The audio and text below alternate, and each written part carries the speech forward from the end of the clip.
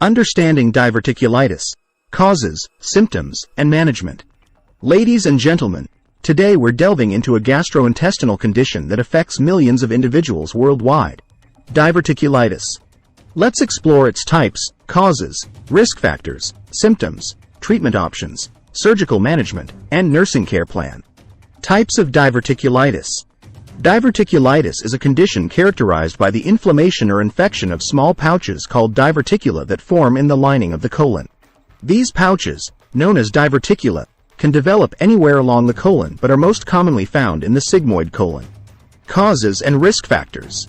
The exact cause of diverticulitis is not fully understood, but it is believed to be associated with a combination of factors, including age, genetics, diet, and lifestyle.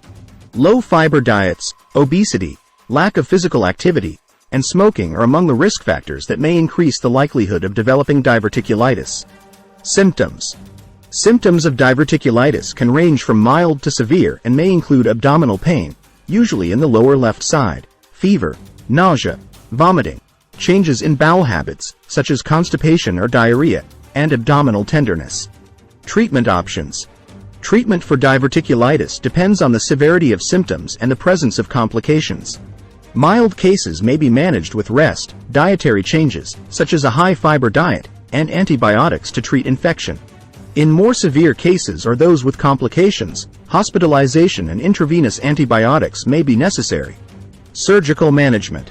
Surgery for diverticulitis is typically reserved for cases that do not respond to conservative treatment or those with complications such as perforation, abscess formation, or bowel obstruction.